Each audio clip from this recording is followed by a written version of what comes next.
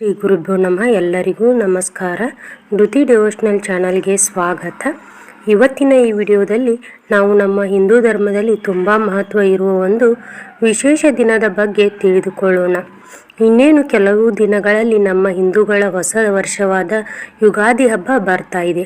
ಯುಗಾದಿ ಹಬ್ಬ ಅಂದರೆ ಹೊಸ ವರ್ಷ ಆರಂಭವಾಗುವ ಶುಭ ದಿನ. ಈ ಹಬ್ಬಕ್ಕೆ ಮುಂಚೆ ಬರುವ ಅಮಾವಾಸ್ಯೆಯನ್ನು ನಾವು ಚೈತ್ರ ಅಮಾವಾಸ್ಯೆ ಅಥವಾ ಯುಗಾದಿ ಅಮಾವಾಸ್ಯೆ ಎಂದು ಕರೆಯುತ್ತೇವೆ. ಈ ಅಮಾವಾಸ್ಯೆ ನಮ್ಮ ಸಂಪ್ರದಾಯದಲ್ಲಿ ತುಂಬ ವಿಶೇಷ ಮಹತ್ವವನ್ನು ಹೊಂದಿದೆ. ಈ ದಿನ ದೇವರನ್ನು ಭಕ್ತಿಯಿಂದ ಪೂಜೆ ಮಾಡುವುದು, ಪಿತೃಗಳನ್ನು ಸ್ಮರಿಸುವುದು, ದಾನ ಧರ್ಮ ಮಾಡುವುದು, ಮನೆಯನ್ನು ಶುದ್ಧ ಮಾಡುವುದು ಇವೆಲ್ಲವೂ ತುಂಬ ಪುಣ್ಯಕರವಾದ ಕಾರ್ಯಗಳು ಎಂದು ನಮ್ಮ ಹಿರಿಯರು ಹೇಳುತ್ತಾರೆ. ಆದ್ದರಿಂದ ಯುಗಾದಿ ಅಮಾವಾಸ್ಯೆಯ ದಿನಾಂಕ, ತಿಥಿ, ಸಮಯ ಮತ್ತು ಪೂಜೆ ಮಾಡುವ ವಿಧಾನವನ್ನು ಸರಿಯಾಗಿ ತಿಳಿದುಕೊಂಡು ಆಚರಣೆ ಮಾಡಿದರೆ ಜೀವನದಲ್ಲಿ ಶುಭ ಫಲಗಳು ದೊರೆಯುತ್ತವೆ. ನಾವು ತಿಳಿದುಕೊಳ್ಳಬೇಕಾದಂಥ ಮೊದಲ ವಿಷಯ ಏನಪ್ಪ ಅಂದರೆ 2026ರಲ್ಲಿ ಯುಗಾದಿ ಅಮಾವಾಸ್ಯೆ ಯಾವ ದಿನಾಂಕದಂದು ಬಂದಿದೆ ಅನ್ನೋದು. ಪಂಚಾಂಗದ ಪ್ರಕಾರ 2026ನೇ ಇಸ್ವಿಯಲ್ಲಿ ಯುಗಾದಿ ಅಮಾವಾಸ್ಯೆ ಮಾರ್ಚ್ 19ನೇ ತಾರೀಕು ಗುರುವಾರ ಬಂದಿದೆ. ಆದರೆ ಅಮಾವಾಸ್ಯೆ ಆಚರಣೆ ಮಾಡುವಾಗ ಕೇವಲ ದಿನಾಂಕ ನೋಡೋದಷ್ಟೇ ಸಾಕಾಗುವುದಿಲ್ಲ. ಅಮಾವಾಸ್ಯೆ ತಿಥಿ ಯಾವಾಗ ಆರಂಭವಾಗುತ್ತದೆ ಮತ್ತು ಯಾವಾಗ ಮುಕ್ತಾಯವಾಗುತ್ತದೆ ಅನ್ನೋದನ್ನು ತಿಳಿದುಕೊಳ್ಳುವುದು ತುಂಬ ಮುಖ್ಯವಾಗಿರುತ್ತದೆ.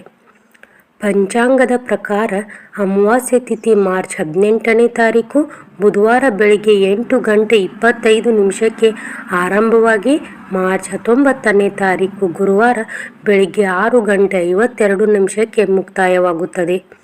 ಇಲ್ಲಿ ಹಲವಾರು ಜನರಿಗೆ ಗೊಂದಲವಾಗುವ ವಿಷಯ ಏನಪ್ಪ ಅಂದರೆ ಅಮಾವಾಸ್ಯೆ ತಿಥಿ ಹೆಚ್ಚು ಸಮಯ ಮಾರ್ಚ್ 18ರಂದು ಇದ್ದರೂ ಕೂಡ ನಾವು ಅಮಾವಾಸ್ಯೆ ಆಚರಣೆ ಮಾಡುವ ದಿನವನ್ನು ಸೂರ್ಯೋದಯದ ತಿಥಿಯನ್ನು ಆಧರಿಸಿ ನಿರ್ಧರಿಸುತ್ತೇವೆ.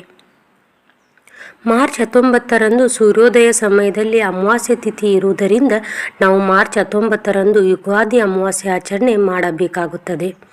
ಇನ್ನು ಅಮಾವಾಸ್ಯೆ ದಿನ ಪೂಜೆ ಮಾಡುವ ಸಮಯದ ಬಗ್ಗೆ ಮಾತನಾಡೋದಾದರೆ ಇದು ತುಂಬ ಮುಖ್ಯವಾದಂಥ ವಿಷಯ.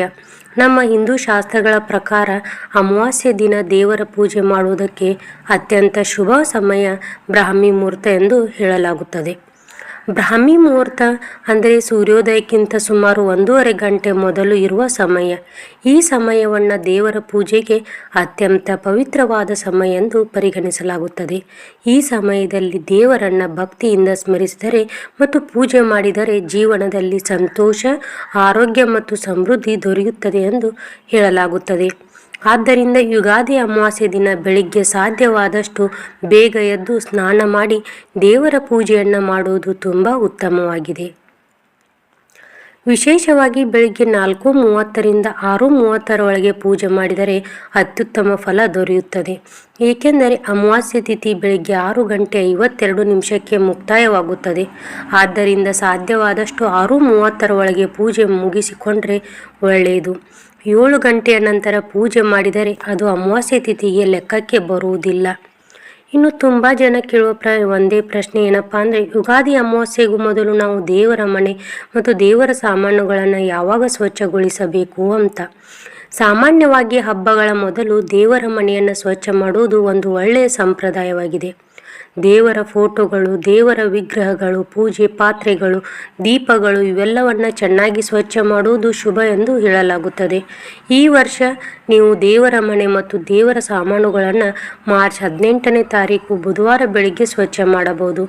ಇದು ಅತ್ಯಂತ ಉತ್ತಮ ಸಮಯವಾಗಿದೆ. ಇನ್ನು ಮುಂಚೆ ಬೇಕೆಂದರೆ ಸೋಮವಾರ ದಿನ ಕೂಡ ಮಾಡಬಹುದು. ಆದರೆ ಮಂಗಳವಾರ ದಿನ ದೇವರ ಮನೆ ಕ್ಲೀನ್ ಮಾಡಬಾರದು.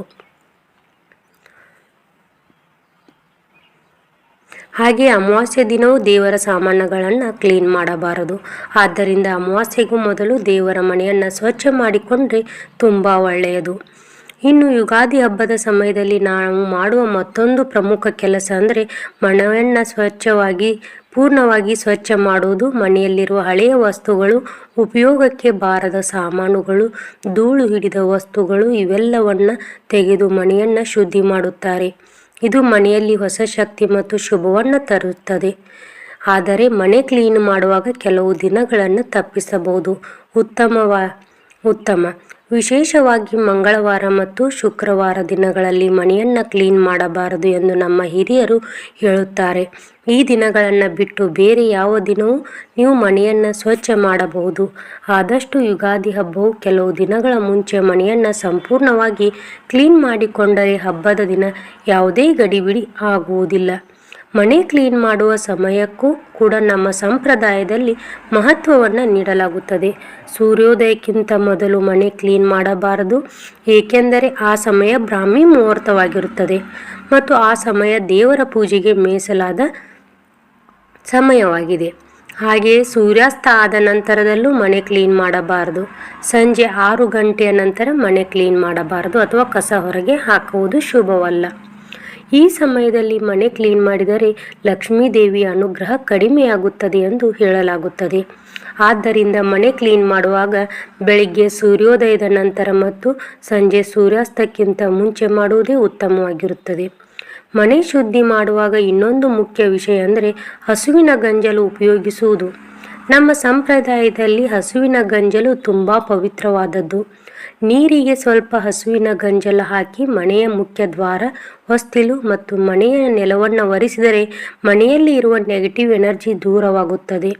ವಿಶೇಷವಾಗಿ ಹಬ್ಬದ ಸಮಯದಲ್ಲಿ ಹೀಗೆ ಮಾಡಿದರೆ ಮನೆಗೆ ಶುಭವಾಗುತ್ತದೆ. ಮನೆಯ ಮುಖ್ಯ ದ್ವಾರವನ್ನು ಸ್ವಚ್ಛವಾಗಿ ಇಡುವುದು ತುಂಬ ಮುಖ್ಯ, ಏಕೆಂದರೆ ನಮ್ಮ ಸಂಪ್ರದಾಯದಲ್ಲಿ ಲಕ್ಷ್ಮೀ ದೇವಿ ಮನೆಗೆ ಪ್ರವೇಶಿಸುವ ದ್ವಾರ ಮುಖ್ಯ ದ್ವಾರ. ಯುಗಾದಿ ದಿನ ಹಬ್ಬದ ದಿನ ಹಲವಾರು ವಿಶೇಷ ಸಂಪ್ರದಾಯಗಳು ಇವೆ.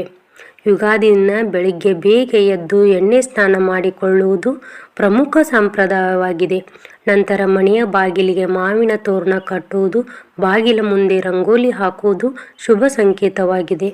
ಮಾವಿನ ತೋರಣ ಕಟ್ಟುವುದರಿಂದ ಮನೆಗೆ ಶುಭ ಮತ್ತು ಸಮೃದ್ಧಿ ಬರುತ್ತದೆ ಎಂದು ನಂಬಲಾಗಿದೆ.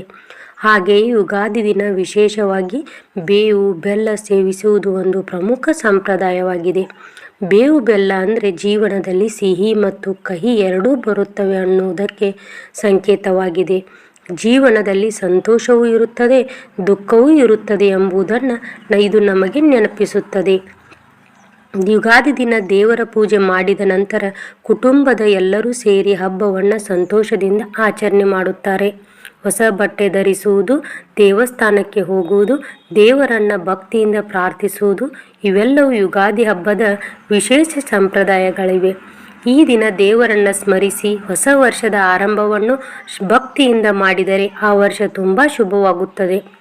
ಸ್ನೇಹಿತರೆ, ಇವತ್ತಿನ ಈ ವಿಡಿಯೋದಲ್ಲಿ ನಾನು ಯುಗಾದಿ ಅಮಾವಾಸ್ಯೆ 2026 ದಿನಾಂಕ, ಅಮಾವಾಸ್ಯೆ ತಿಥಿ, ಸಮಯ, ಪೂಜೆ ಮಾಡುವ ಸರಿಯಾದ ಸಮಯ, ದೇವರ ಮನೆ ಸ್ವಚ್ಛ ಮಾಡುವ ದಿನ ಮತ್ತು ಮನೆ ಕ್ಲೀನ್ ಮಾಡುವ ವಿಧಾನ ಇದೆಲ್ಲದರ ಬಗ್ಗೆ ಸಂಪೂರ್ಣ ಮಾಹಿತಿಯನ್ನು ವಿವರವಾಗಿ ತಿಳಿಸಿಕೊಟ್ಟಿದ್ದೀನಿ.